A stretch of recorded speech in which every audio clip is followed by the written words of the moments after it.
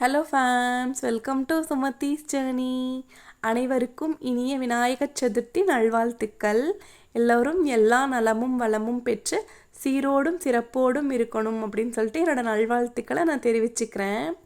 இன்றைக்கி எங்கள் வீட்டில் விளையாட்டாக பிள்ளையார் எப்படி வந்தாருன்னு சொல்லிட்டு பார்க்கலாம். என் பசங்க 2 பேரும் ரொம்ப ராவடி பண்ணிட்டே இருந்தாங்க, பிள்ளையார் செஞ்சு கொடுமான்னு சொல்லிட்டு. என்னையும் மதித்து பிள்ளையார் செஞ்சு கொடுன்னு கேட்குறானுங்களே, நம்ம செஞ்சு தான் பார்க்கலாமேன்னு சொல்லிட்டு மத்தியானத்துக்கு மேலே தான் களிமண்ணெல்லாம் கலெக்ட் பண்ணிட்டு களத்தில் இறங்கிட்டேன். செய்யறதுக்கு முன்னாடி வரைக்கும் எனக்கு நம்பிக்கையே இல்லை, ஆனால் செய்ய ஆரம்பித்ததுக்கப்புறம் சரி பார்த்துக்குவோம் அப்படின்னு நினச்சிட்டு இருந்தேன். ஆனால் அவுட்புட் சூப்பராக நான் எதிர்பார்க்காத அளவுக்கு வந்துருச்சு. என்னாலே நம்ப முடியல நான் தான் செஞ்சேன்னு சொல்லிட்டு. என்னோடய பிள்ளையாருக்கு நீங்கள் 10 அவுட் ஆஃப் எவ்வளோ ரேட்டிங் கொடுப்பீங்க அப்படின்னு சொல்லிட்டு எனக்கு சொல்லுங்கள் கமெண்ட்டில். எனக்கு ரொம்ப பிடிச்சிருந்துச்சு. எதிர்பார்த்ததை விட சூப்பராகவே வந்துருச்சு.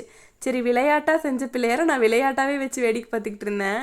ஆனால் பக்கத்தில் இருக்கவங்கெல்லாம் பிள்ளையார் உன்னை தேடி வந்திருக்காரு, நீ வச்சு கண்டிப்பாக சாமி கும்பிடு, பிள்ளையார் உன்னை கும்பிட சொல்கிறதுக்காக தான் உன்னை தேடியே வந்திருக்காரு அப்படின்னு சொன்னாங்க. சரின்னு சொல்லிட்டு பக்கத்து வீட்டுக்கார பசங்கள்லாம் அவங்க வீட்டில் இருக்க பூவெல்லாம் பறிச்சுட்டு கொடுத்துட்டானுங்க. நான் அருகம்புல், எருக்கம் இதெல்லாம் பறிச்சுட்டு பக்கத்து வீட்டுக்கார கட்ட கொடுத்தேன்னா அவங்க நிமிஷத்தில் சூப்பராக பூ கட்டி கொடுத்துட்டாங்க.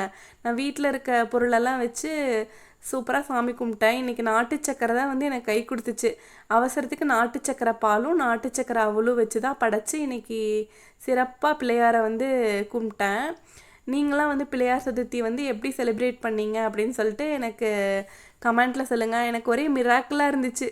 மத்தியானம் வரைக்கும் படுத்து ரெஸ்ட் எடுக்கலாம்னு நினச்சிட்டு இருந்தேன். ஆனால் எனக்கே ஆச்சரியமாக போச்சு. இவ்வளோ சூப்பராக பிள்ளையார் செஞ்சு இப்படி படப்படன்னு நல்லா அமைஞ்சு போச்சு இன்றைக்கி நாள். இதுதான் ஃபர்ஸ்ட் டைம் நான் செலிப்ரேட் பண்ணுறேன் வீட்டில் பிள்ளையார்